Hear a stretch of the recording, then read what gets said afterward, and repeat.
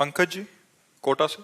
राधे राधे राधे महाराज जी। महाराज जी, लोग तीर्थ स्थान पर तीर्थ याटन करते हैं, जबकि भगवान सभी जगह हैं, कन कन में हैं, तो धार्मिक स्थलों पर जाना चाहिए या नहीं महाराज जी?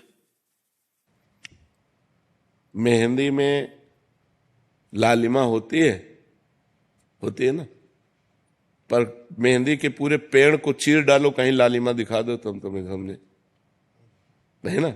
उसकी एक प्रक्रिया है ना।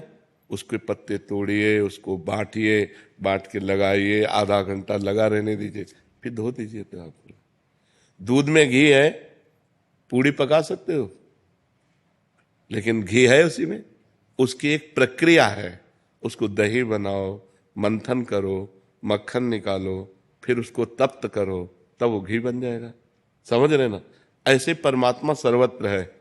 चीर फाड़ डालो किसी को कहीं भी अगर मिल जाए तो बताओ। उसकी प्रक्रिया है साधना। साधना के लिए हमें पवित्रता चाहिए।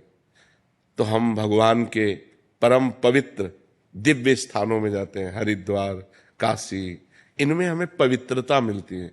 जब हमारा हृदय पवित्र होता है तो हमारे अच्छे भाव होते हैं, तो वो भाव भगवान को समर्पित हो जाते हैं और हमें भगवान का अनुभव हो जाता है। जब हमारा भाव बन जाए ना, तो हम कुत्ते से भी भगवान प्रकट कर सकते हैं। हमारा भाव बन जाए तो हम ईंट से भी भगवान प्रकट कर सकते हैं। हमारा भाव ना बने तो भगवान में भी भगवान नहीं दिखाई दे रहे। दुर्योधन का भाव नहीं है भगवान के प्रति, तो श्री कृष्ण को एक बहुत विद्वान प्रवीण यदुवंशी समझता, वो भगवान नहीं मानता। दुर्योधन भगवान नहीं मानता। जब भगवान ने विराट रूप दिखाया तो बंदी बनाने की कोशिश की। वो भगवान को मनुष्य मानता रहा, कभी भगवान नहीं माना। तो बात समझ में नहीं? ये जो तीर्थ बने हैं ये पावर है, अध्यात्म के पावर है। जैसे गंगा जी नहा के आप देखो कैसा लगता है, एकदम फ्रेश, लेकिन नियमानुसार। अब गए कुल्ला कर रहे हो, थूक रहे हो और मल रहे हो, साबुन लगा रहे हो, कोई अनुभव नहीं होगा। गए साष्टांग दंडवत किए, माथा में जल रखा और गए चुपचाप 5, 7, 11 डुबकी लगाई, एकदम बाहर हो गए, देखो एकदम आनंद आएगा। वृंदावन आए हो, परिक्रमा लगाओ, बिहारी जी के दर्शन करो, किसी का दिया हुआ कुछ खाओ मत, रजरानी लगाओ, नाम जप करो। जब जाओगे तो एक अच्छा अनुभव होगा, एक आनंद अनुभव होगा। अब यहीं आओ, इधर उधर सब गंदगी करो, तो जब जाओगे तो कुछ हाथ नहीं लगेगा। ये परम पवित्र स्थान बनाए गए हैं कि हमको अध्यात्म का सहयोग मिले, हमारे जो गलतियां हो गई, पाप हो गए, वो नष्ट हो जाए। भगवान सर्वत्र है, पर जैसे दूध में सर्वत्र घी है, दूध से काम नहीं चल सकता, उसका प्रक्रिया। तो ऐसे प्रक्रिया का मतलब साधना।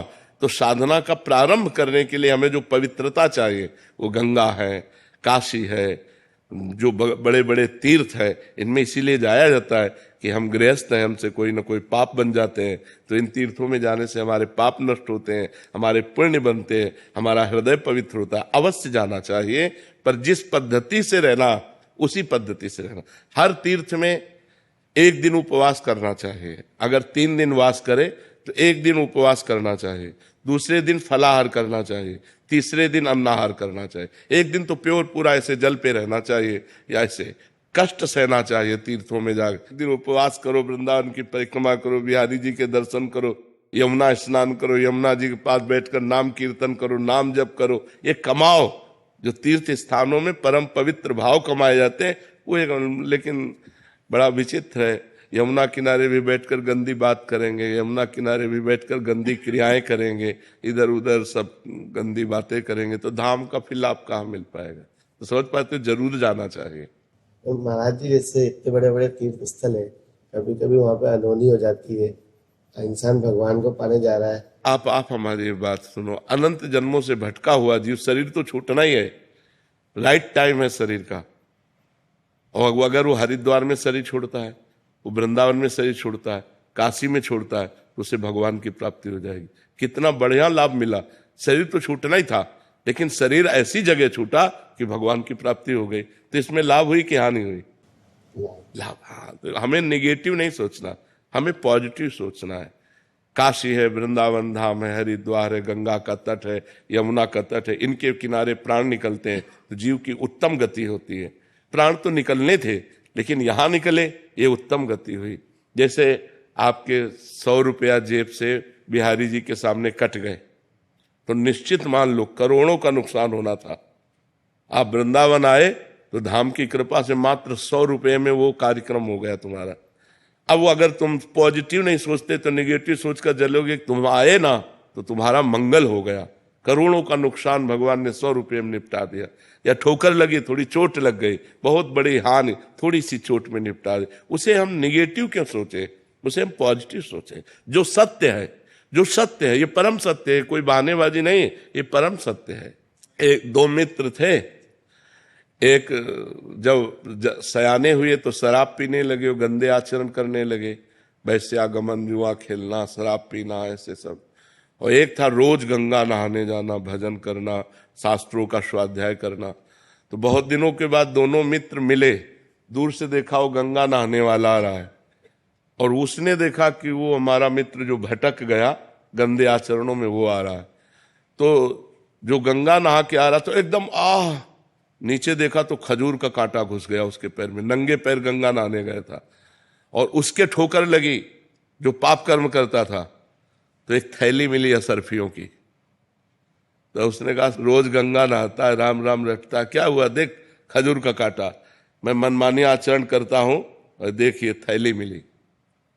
उसको लगा यार कि हम इतना संयम नियम से चल रहे हैं, हमें खजूर का कांटा इतना बड़ा होता है, इसलिए आज से मैं गंगा नहीं नहाऊंगा, भगवान का भजन नहीं करूंगा। तो जब किसी को संशय हो जाता है तो भगवान धर्मात्मा पुरुष का संशय निवृत्त करने के लिए कोई न कोई रूप धारण करते हैं, चाहे वो ग्रंथ रूप मिल जाए या कोई संत मिल जाए। तो भगवान एक संत के रूप में आए और कहा बेटा तुम्हारे कांटा लग गया क्या, लाओ मैं निकाल दूं, तुम भगवान का भजन करते हो इसलिए तुम धन्य हो। तो उनका अब ये सब बातें हमको मत बताओ कि धन्य हो, धन्य वो है। तब उनका बेटा तुम्हें उसे पूर्व जन्म की बातें याद नहीं है, तुम्हारा पूर्व जन्म में इस समय तुम्हें सूली की सजा मिलनी थी, खजूर के कांटे से इसलिए निकल गई कि तुम गंगा नहाते हो, नाम जप करते हो, और इसे चक्रवर्ती सम्राट होना था। और ये अपने पाप कर्म करके बस ये आखिरी थैली है, ये जहां भोग लेगा तो इसको दुर्गति प्राप्त होगी और तुम्हारा ये कांटा ही आखिरी है, और ये जहां हटा, इसकी पीड़ा हटी तो तुम आगे परम धाम को परम लाभ प्राप्त करोगे। तो कभी कभी वर्तमान की घटनाओं में हम लोग भगवान पर अश्रद्धा कर लेते हैं, पॉजिटिव बात हम सोचे, नहीं तो हमें भगवान की इस मंगल में विधान में अश्रद्धा हो जाएगी, नहीं हो जाएगी।